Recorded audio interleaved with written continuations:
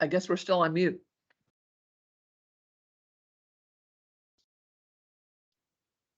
I don't think they can hear us. No, you're All not right, muted, coming Nancy. up I hear here you. on 10:35. So Ah, before I thanks, do, of guys. course, the lovely little spiel about myself, where I get to brag about all things me and my company. Anything for you, Sarah, that you'd like to touch on before I get rolling? Awesome. Well, I just got the confirmation of the head shake no. So in that case, I'll get this show on the road. So yeah, obviously today I think is pretty self-explanatory with the no silly questions in finance. And I think between myself, Sarah, and Kevin, the main reason we wanted to do this today is we understand that whether it's tech or a lot of these other industries that are out there, there's a lot of money going around, and there's a lot of successful people that are finding their way, whether they're just starting out, kind of in that midpoint of their career, or reaching that peak, or towards the part where they're planning to have their exit strategy, their retirement strategy in place. Um, but even though those are a lot of different scenarios, a lot of different backgrounds to each of those individuals, I can't tell you how often I get recurring questions or very similar questions from all those people. So, I think that's where, whether you're just starting out, been in the game for quite some time, especially in this tech industry for quite some time, you never know what stone you haven't uncovered or haven't unturned. So in that sense, today we're probably going to be going through some questions that seem a little basic and, again, a little silly, just to touch on the title name here, but also touching on some much more pointed questions that are really geared for tech industry employees in general. So, um, the main reason I got started in this profession is to help people, to help educate people. Very often we see general advisors just give blanket recommendations or blanket suggestions, which just really goes against a lot of the principles of finance. Whether that's investing, whether that's financial planning, whether that's retirement planning, you really should have someone in your corner. And if you don't, have these ideas and these principles catered to what you and your financial picture need.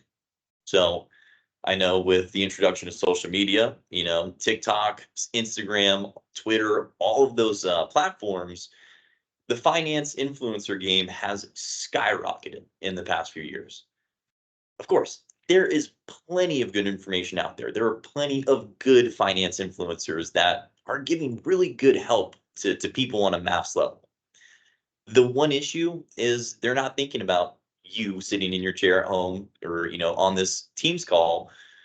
What is going on in your life? What are things that you're concerned about? What are things that you are planning around? So that's where ultimately, again, this may sound like the most biased comment of having a professional in your corner who can field those questions and in turn give you specific advice, specific recommendations.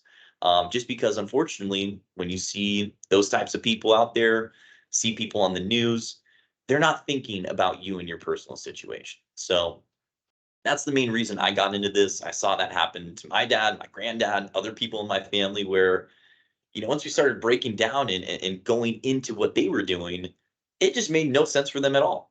So, hopefully that's where I can really turn the tables here today, and moving forward to make sure that we're giving the advice that's needed for the individuals and their respective needs. So that's where we're completely independent. We're Tidemark Financial Partners. That's the practice that I work with. And here's where our lovely tagline comes into play, where it's specialized advice for specialized careers. So we work with tech, obviously, that's why I'm here, biotech, engineers, really the people in industries that are very specialized in what their career is. And it takes a lot of their focus, a lot of their time, a lot of their energy to be a very good, professional in that space. So not only do we have really dire and drastic needs from our career, because most of the time it's a lot of extensive work, that's where we get to help unload a little bit of that burden. So in that case, what I'll do, I think that's enough talking about myself. We can really roll into any questions. So I'll give a little bit of an opportunity for any questions about myself, about Tidemark. And of course, if I just did such a great job of explaining both of those, you guys can start firing away some questions in the chat. And as well as Sarah can probably start unmuting some people who raised their hands. I believe I saw Nancy do that as well.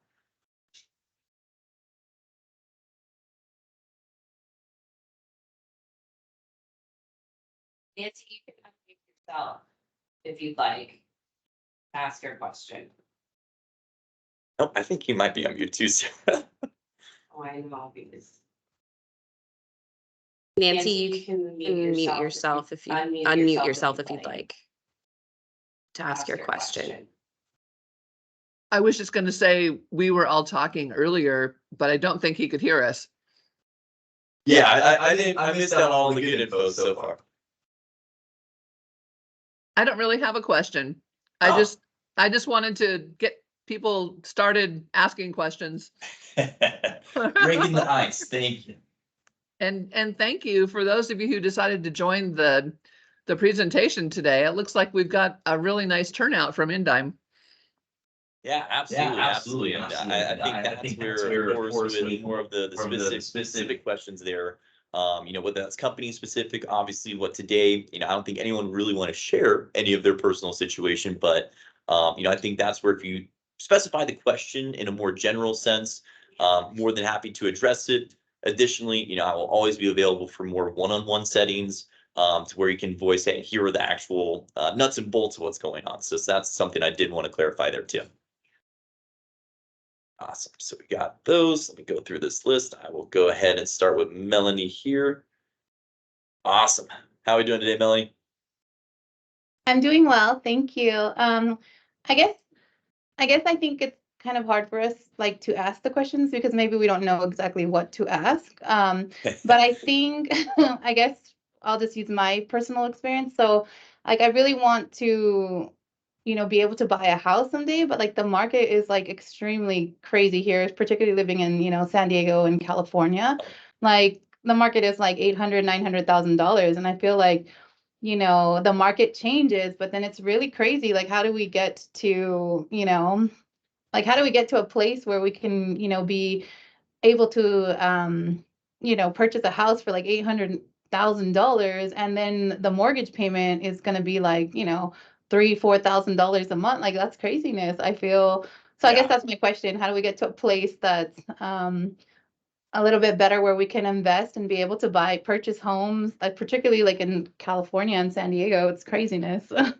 Yeah. And I mean, gosh, I'll kind of start with saying if you're finding 800 to 900, you're feeling kind of lucky. That's somewhere in the medium range per se here in San Diego. But it is probably one of the biggest concerns or biggest questions I get from clients or prospective clients is, I feel like I'm doing pretty well personally. How do I keep up with, the people who are doing amazingly well? And it really is a mix of where that falls in your priority table. Additionally, how much time that we're working with. So that's where, of course, to kind of compete with how to save properly, a lot of times people think that's just money at the bank, right? So, of course, that should be a component of what you're doing when you're saving for a home.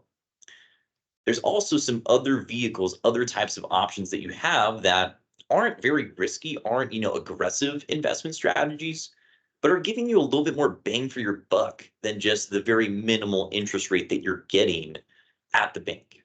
So, different types of bonds, different types of investments such as treasury notes and treasury bills. Those have been very popular lately because, again, not very risky, more interest than what it would be at your typical savings account.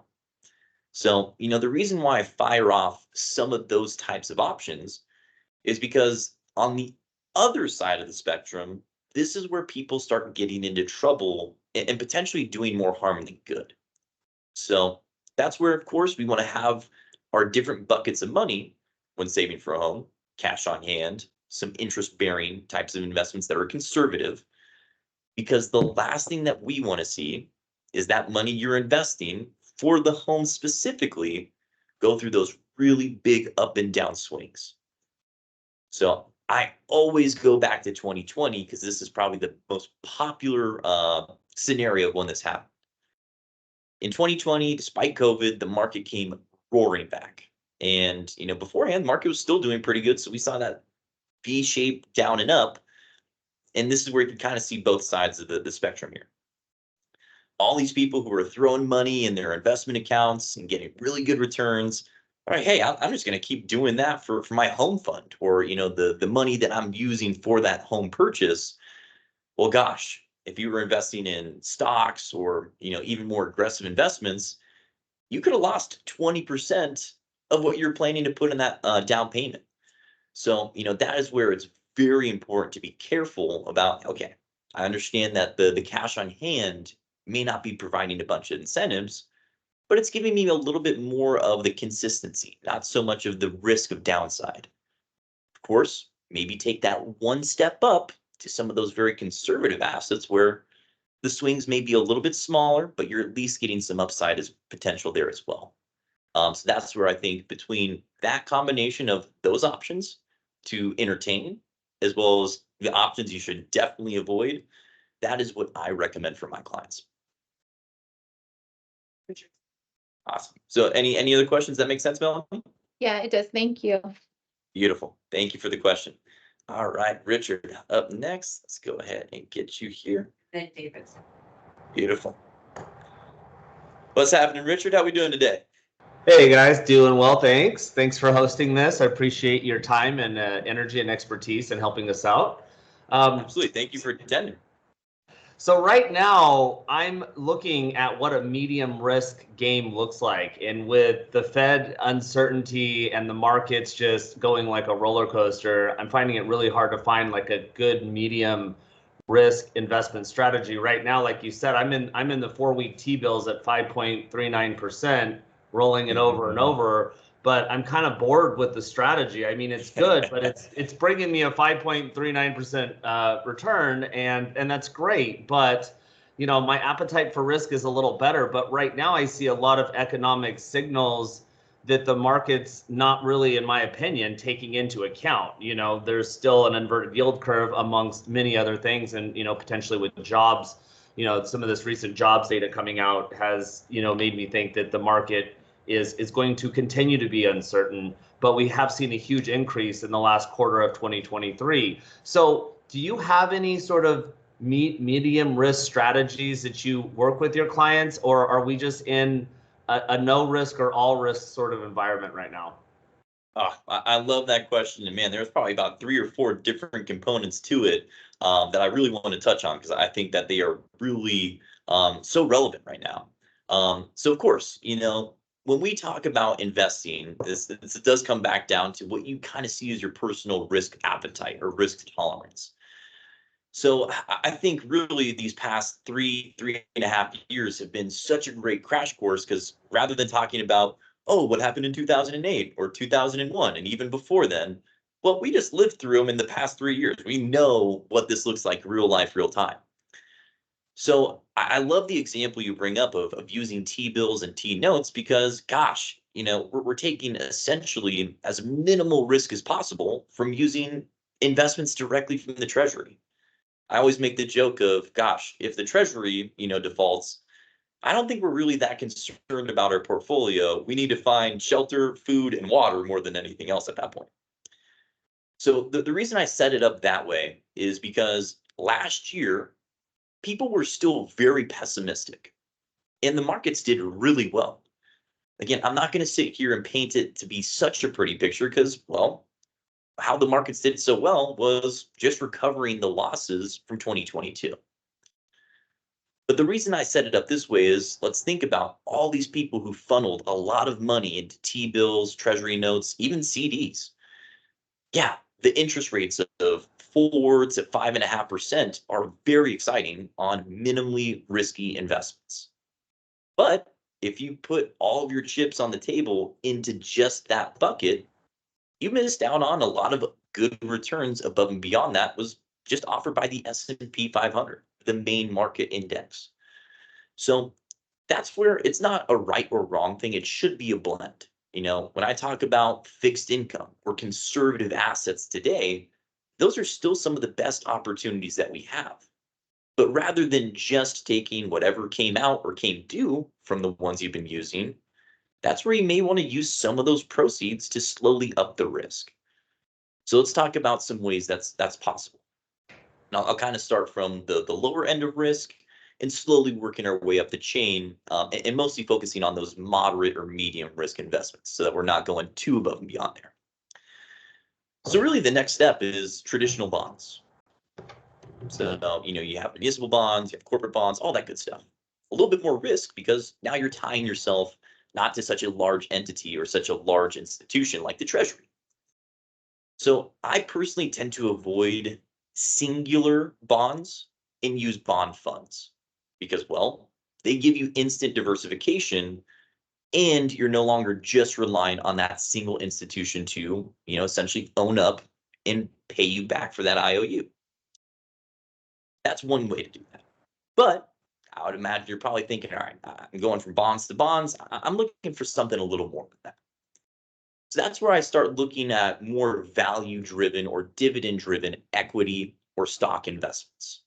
So I want to touch on equity and stock because that means the exact same thing.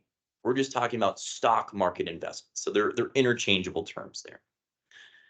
Again, I believe that we are not so much a stock picker market.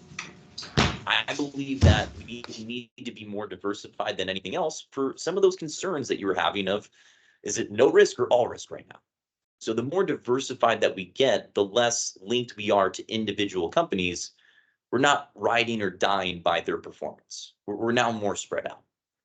So the easiest way to do this, and probably the most efficient way to do this, is by utilizing ETFs or mutual funds. So ETFs stands for exchange traded funds, and these represent a basket of stock investments or a basket of equity investments. Mutual funds, the exact same thing, but the main difference, ETFs typically don't have a fund manager. The investments tracked within it will mostly remain the same, very little turnover. For mutual funds, there tends to be a fund manager where those investments may get a little bit more turnover. So in that sense, that is one way where if you're looking at less growth-driven investments, where there are always going to be more risk tied to growth stocks and growth equities, kind of that middle bucket of dividend or value ETFs or mutual funds get you diversified, but also fit very well within that medium risk bucket. Above and beyond that, that's when we're talking about growth ETFs, growth mutual funds, or even individual stocks. So of course, if someone else has a little bit more of a linked question to the aggressive side, I can definitely touch on that later. But I definitely hope, Richard, that was one that, kind of starts building a little bit more of some options in that medium basket.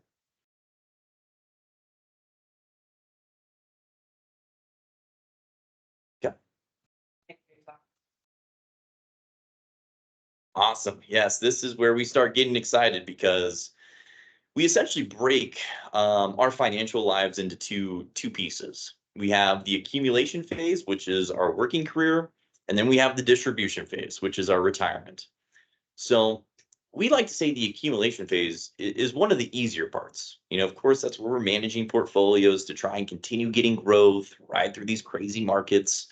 But then as we get to that 10-year mark, and I love that you said 10 years, this may just be coincidence, or you're kind of lobbing me up a nice little softball here. This is where things start to change. Once we have this retirement red zone, as I like to call it, we have less room to work with. We also know that we see the finish line ahead of us. So the last thing that we want to do is go on a full out sprint and trip and never make it there and see everyone pass us up. So in a way, what we should be looking for is to really start dialing in your retirement plan. And again, that's why I say dialing in versus finalizing, because hey, 10 years, still a pretty decent amount of time. I think along that path, we're probably going to see some changes in our life and see some differences than what we expected even from a year ago. So in that sense, more than anything else, understand what your plan is, how much income that you need to replace, what streams of income that you will be receiving. Is it from your retirement assets like a 401k, IRA, Social Security, pension? I know that's somewhat rare now, but if that's still offered or you have some of that benefit. And additionally, working with other individuals in our sphere. And this is where I'll go on a little tangent. This kind of touches on what we try and provide. We want to be your personal CFO. So what that means, obviously, we have our direct job helping you plan for retirement, also for today, and also helping you invest your money. But I'm never going to sit here and give you tax advice. That would be completely unfair. I'm knowledgeable in taxes. I know what we do and how it impacts your taxes. But for me to try and prepare your taxes and give you tax advice would not be good.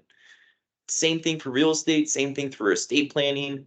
Like those are the other areas, and in particular, your estate planning. Now we're focused on, hey, you've done an amazing job of being able to build your retirement, build yourself to a point where you can start saying, hey, I know in about 10 years I can step away.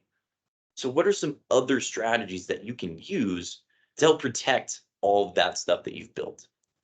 So that's a little bit more of the high level stuff.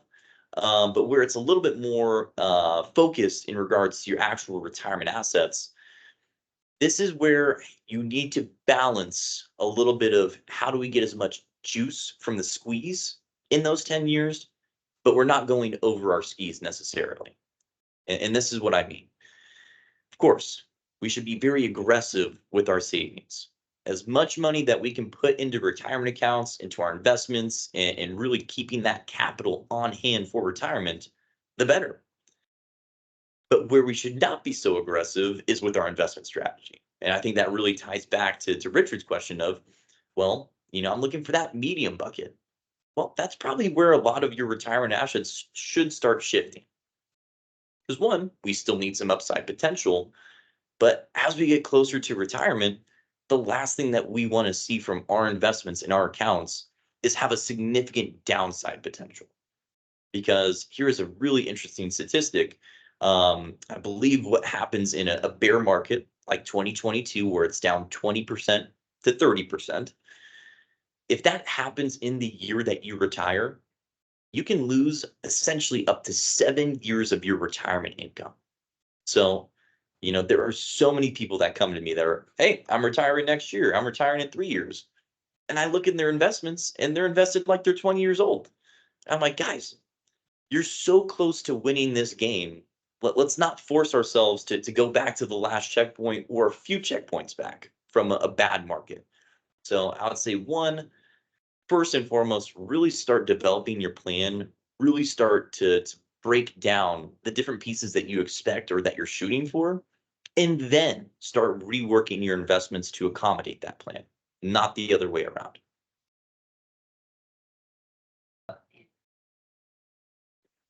Feel free to unmute yourself if you'd like to ask your question directly, or you can ask it in the chat. And then Cassandra.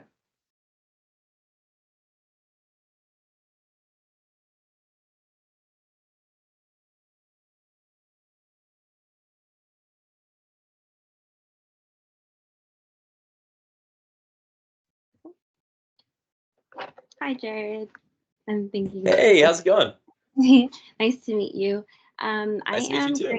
currently a college student, and so my questions are a little more on the beginner level.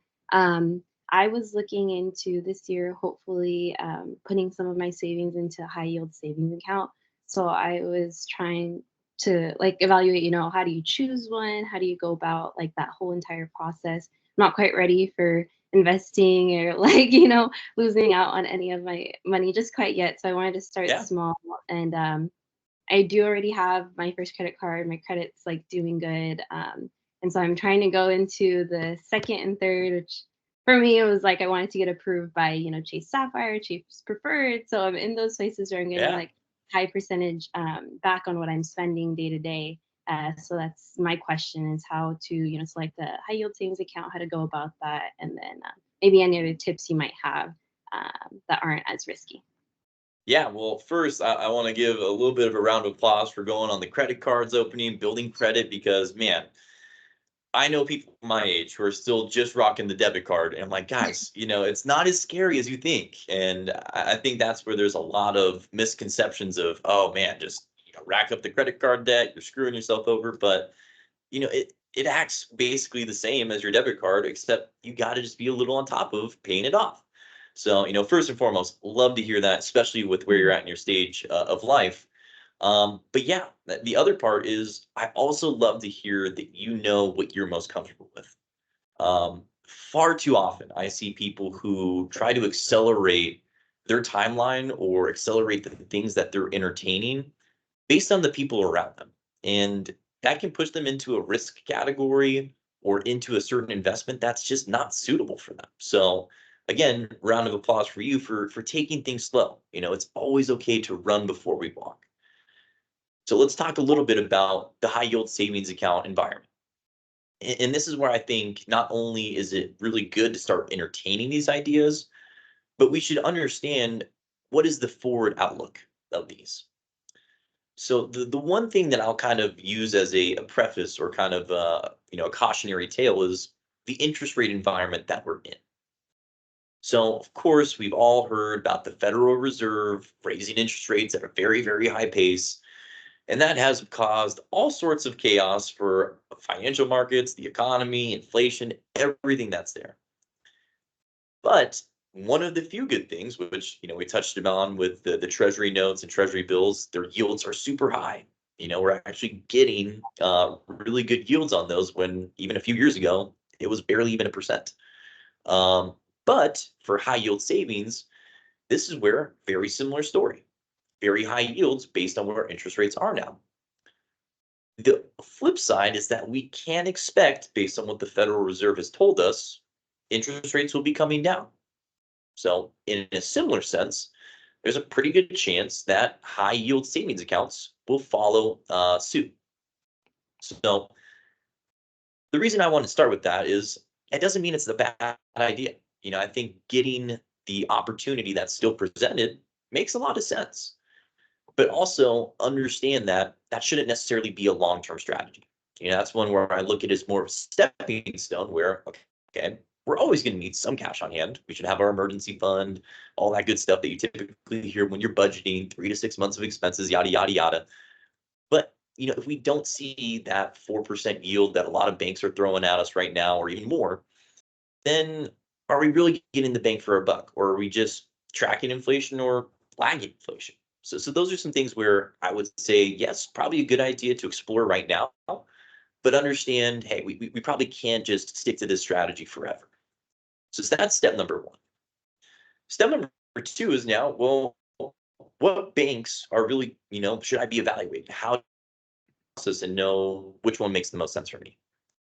So one, what I recommend for most people in college or students or just coming into the workforce, I look at going through and interviewing with, a representative there, because you're going to be doing that at some point for not just banks, but other types of financial instruments. When you buy your house, you're talking to a mortgage lender. When you're talking about investments, you could potentially be talking to someone like me. It gets you a lot more familiar with that. The other part is understand the minimums and also the fine print.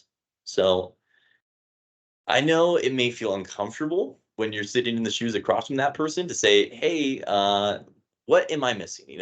What are those things that I need to know of, do I need to keep the money in there for a certain amount of time?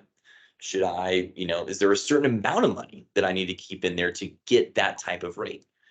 So, that's where it gets you a lot more primed up for that interview style to get the hard facts that really impact you. So, again, a lot of people just chase the highest number, but what they don't know is the under the hood stuff that may be taken away from that number. So, typically I like to stay within the larger institutions for that. But, the main reason I say it is everything we saw with SVB, First Republic. The last thing we want to have happen is you keep so much cash there, or you're just relying on that cash and you start running into troubles because you don't know what's going on behind the scenes. So that's my number one recommendation there is, hey, just start working through talking to those types of representatives and see that information so that you're not just seeing the advertisement that says, we've got the highest rate, you got to put the money here. Start understanding a little bit of what's going on behind the scenes. So that's definitely where I'd start. I appreciate it. Thank you very much. Anytime. Thank you. Okay, Melanie has another.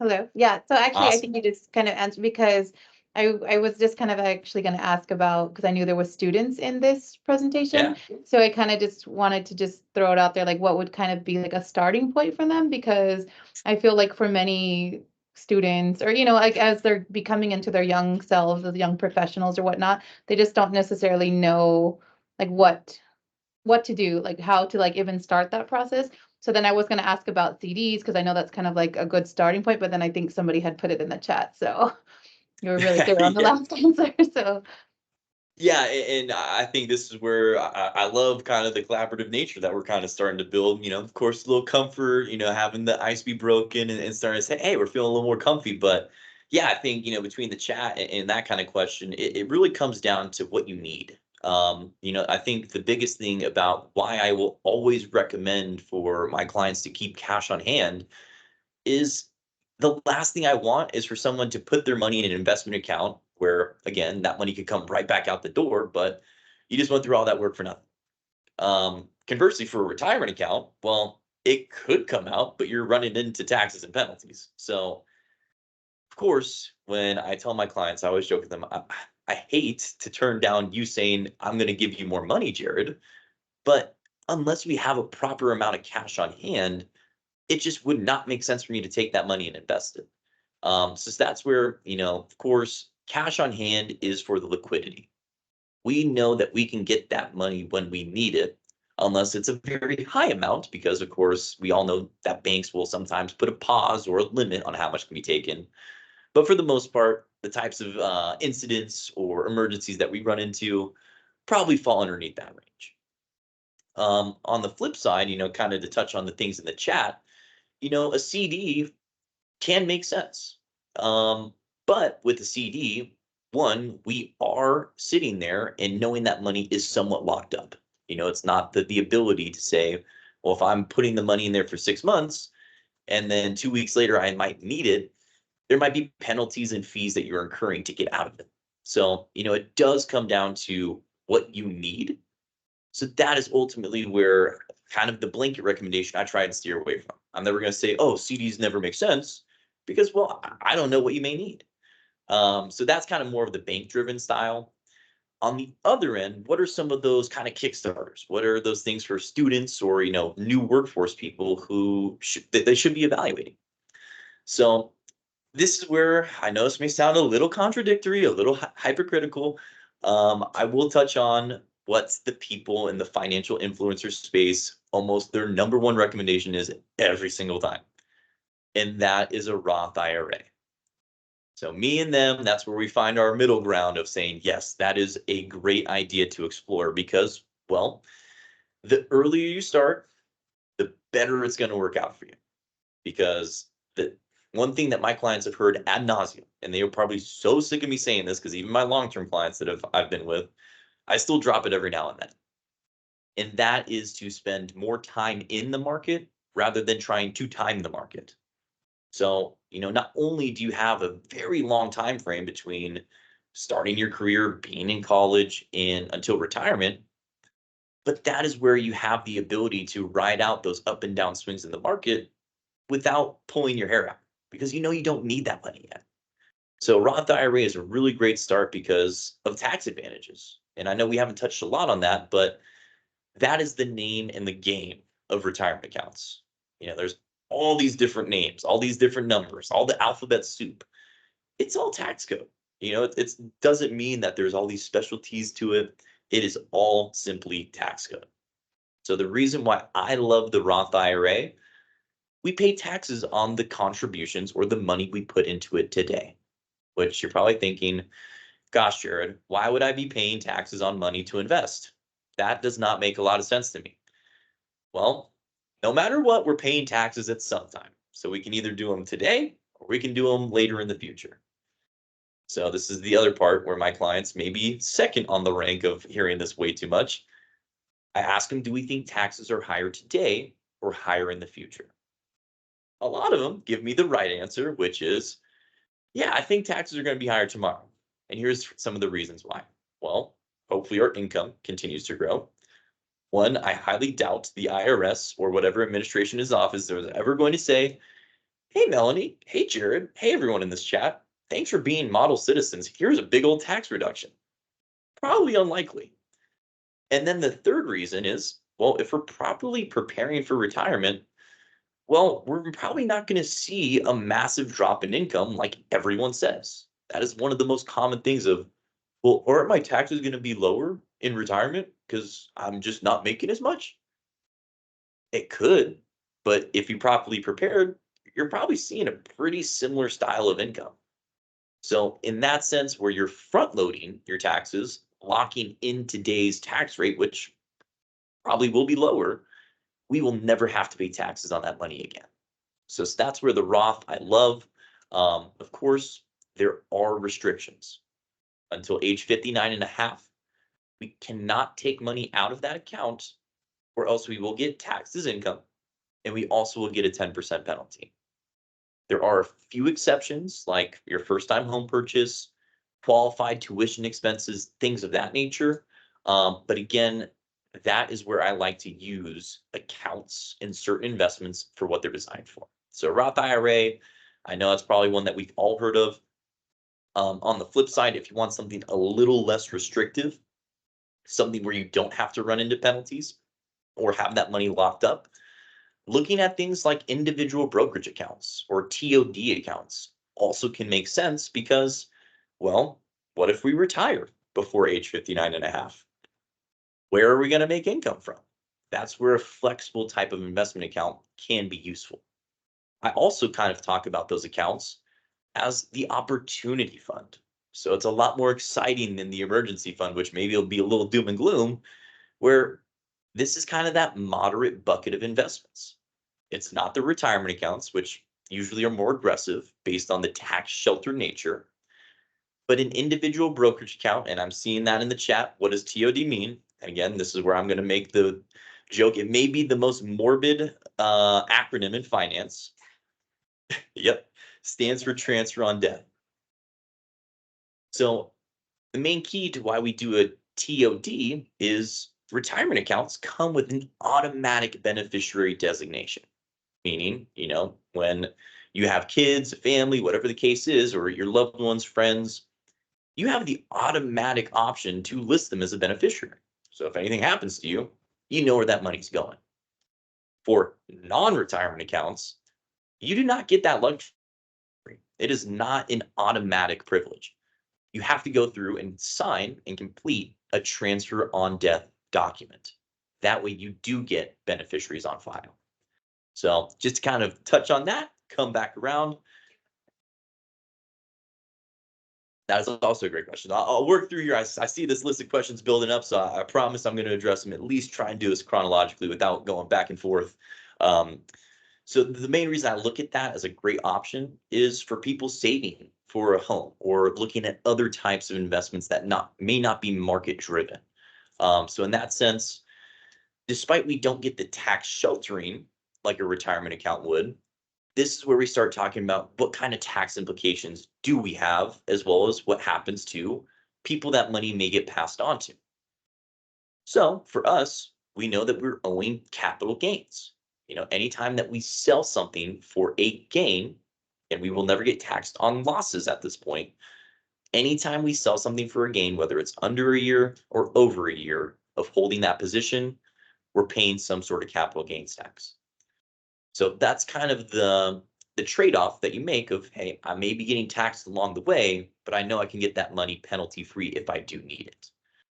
So that's a little bit more for us sitting here today. So I would look at either of those options as a student, as someone new to the workforce, just because those are personal investment accounts that are very flexible and have a ton of great options for you in that space. Yeah, so I'll get to you in just one second, but I think what Sanford asked about, will they get taxed on that as income when that gets passed on? It's a great question. So you can, but there are some ways to avoid taking a massive hit. One of those ways is going through and doing a step up of cost basis. So I know that's probably like, oh my God, what kind of financial jargon did you just throw my way with that? So when we talk about cost basis, that is where you purchased your investments. Then we also have the market price, which is where that current investment sits. It can be below, can be above, hopefully above, because that means we're seeing some appreciation on our money. So, of course, at some point, well, what happens? We go through and that person passes away, that money gets moved on. So what you can either do is sell it through the estate, which if they do have the estate set up, that could rely to have the estate pay the taxes rather than having it be the individual pay the taxes.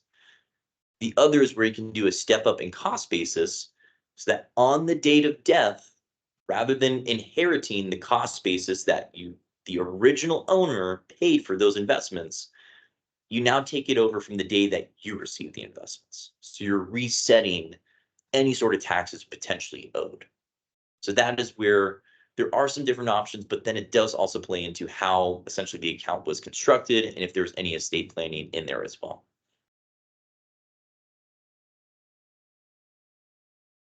So I know I took it from student stuff and newcomer stuff to a whole different field, but to really boil it down, high yield savings, Roth IRAs, TODs or brokerage accounts, those would really be the three areas that I would start looking at.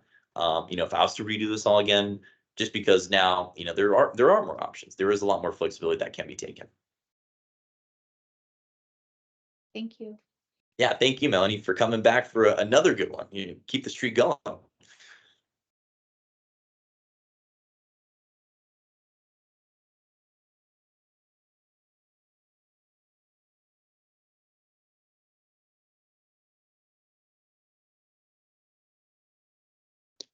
Can I ask my question? Boom, got you loud and clear now.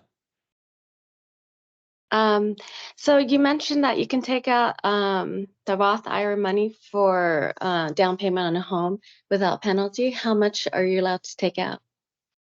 Yeah, so there is a couple of exceptions to kind of qualify for those distributions, one of which being the contributions versus the growth on those funds. So, that's where it's very important, and also where, working with someone like myself or working with even CPAs or accountants can really help out in this area. Because, just to give you an example, let's say you put $10,000 in that account and you didn't contribute another penny, and then it went to $100,000, there's potential to where that $90,000 difference can really start to screw things up. So, again, contributions can be taken out penalty free as long as it's just the money that you put in.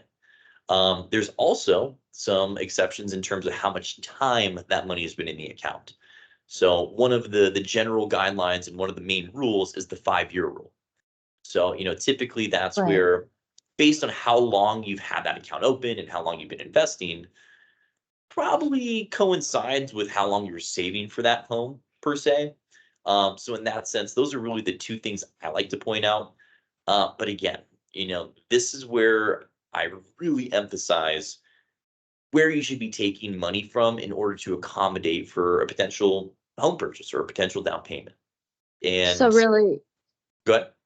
sorry. So really, the amount that you're talking about taking out for, let's say, a house down payment, it's really, you can take that money out for any reason at all, as long as it's the amount of money that you put in, not the money that you attain from investing.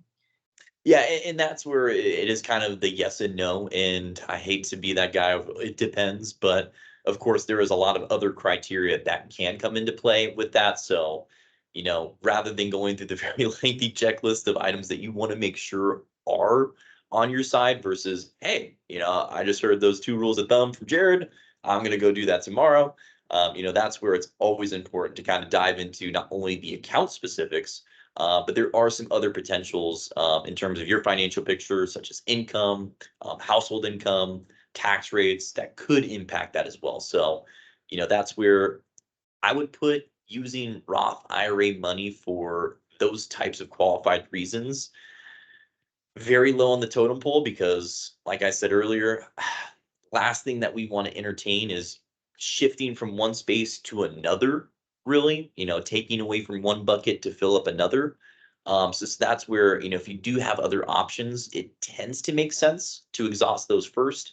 But of course, I know that it's not always an ideal or optimal world. So, if that is where, hey, our last chance or our last thing that we can tap on is the Roth, that's where it becomes a little bit more of a nuanced discussion, just to make sure we're doing more good than harm at that point.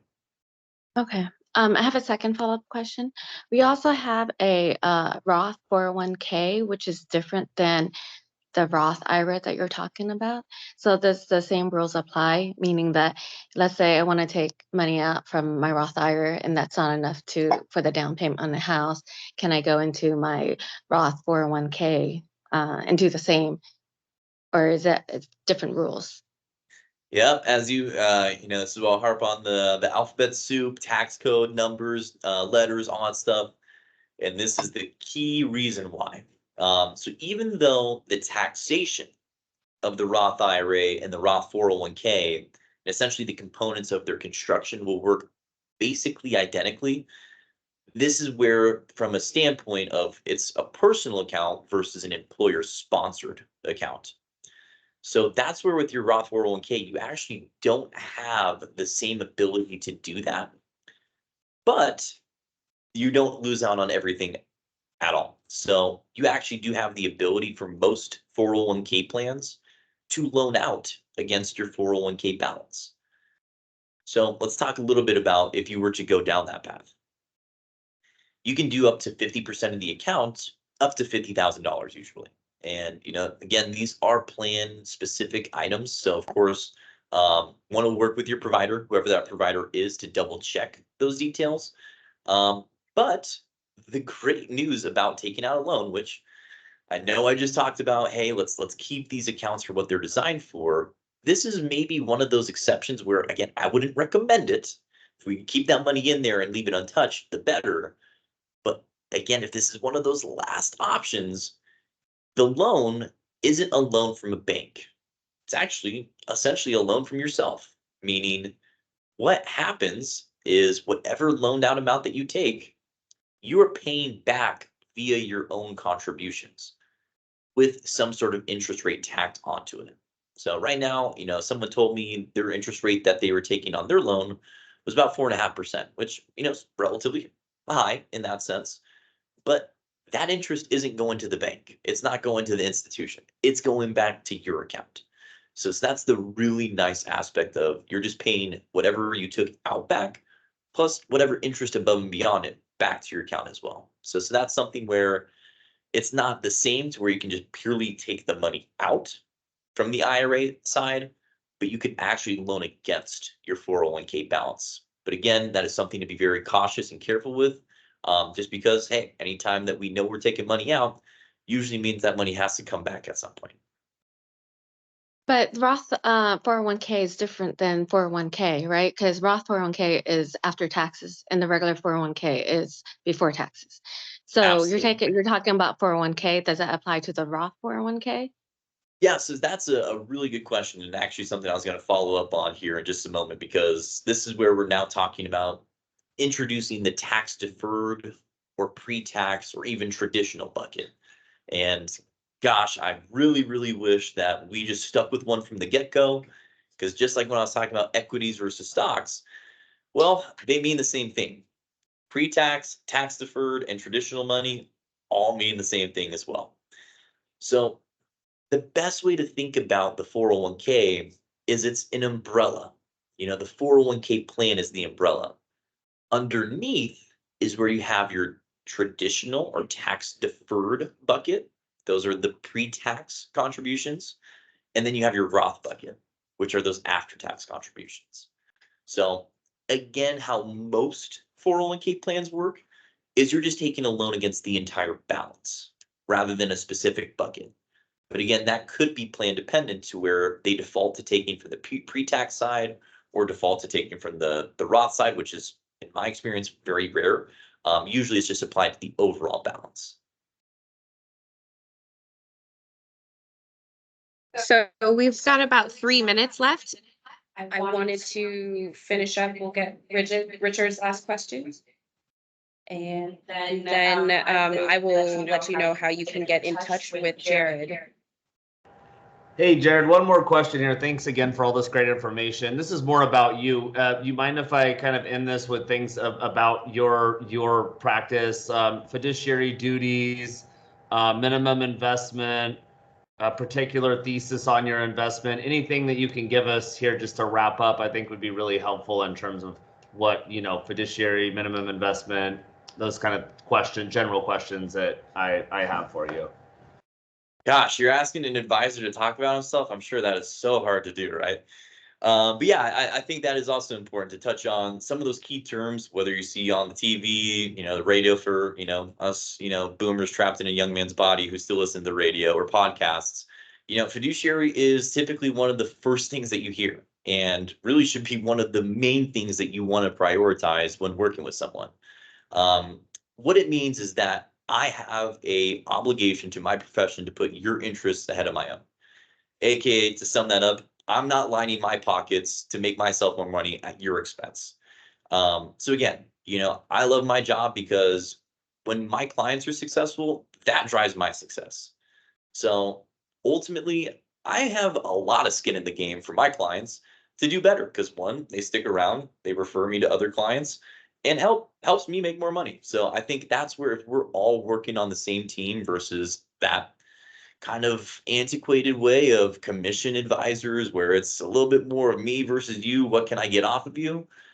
That really is your first line that you should be asking any financial professional that you're interviewing. So we are fiduciaries.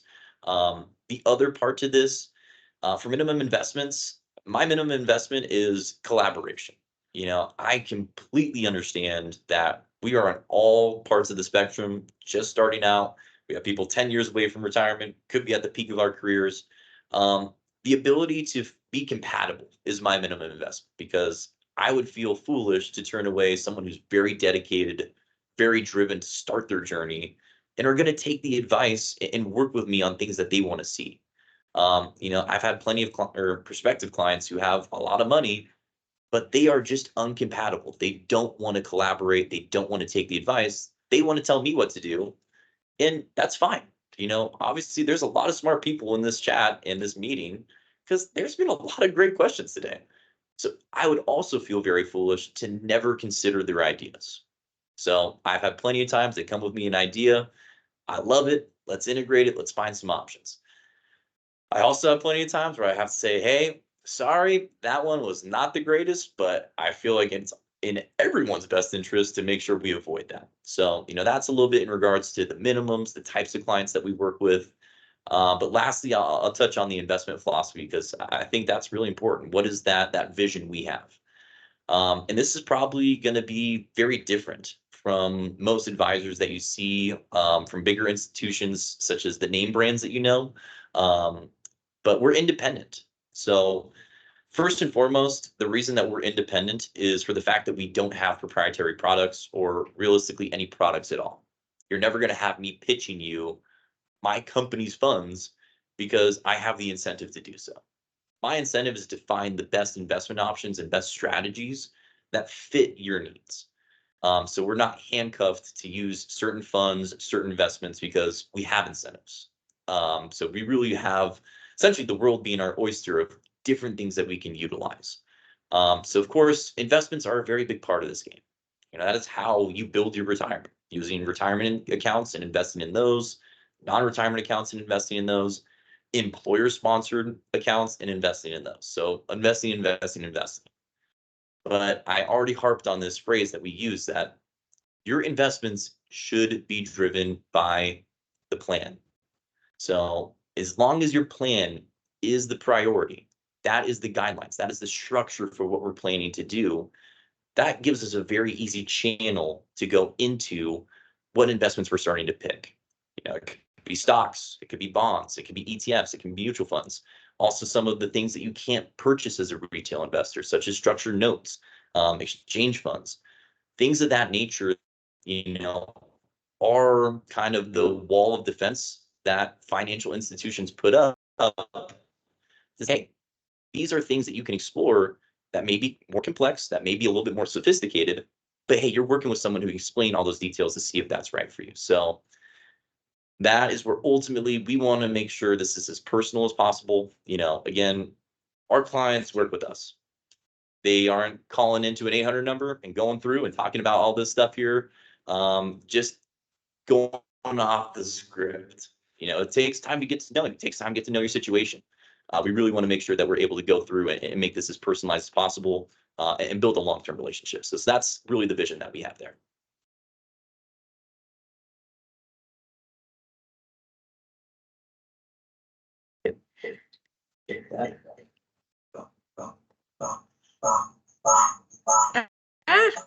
And turn off your computer sound. Okay, guys, thank you so much for joining. I really appreciate everybody's great questions. And we probably will be doing more of these as the year goes on. Jared is a great resource, and you know, we definitely want to make sure that if you have more questions for him, feel free to reach out to him directly. You can find him, you can email him at Jared, Jared, at tidemarkfp.com.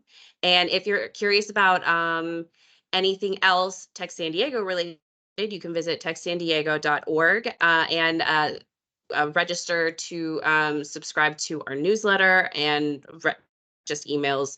We try not to spam and just update you on relevant events. Jared, thank you so much for joining us. And that is it for our financial wellness seminar. Keep your, you guys will get an email back so you can reach out to Jared directly, as well as further emails for further events in case you're interested in getting some other questions asked. All right. Thank you so much, and have a great rest of your day. Stay dry out there. Thank you guys. Really appreciate the time today. Thank you, everyone.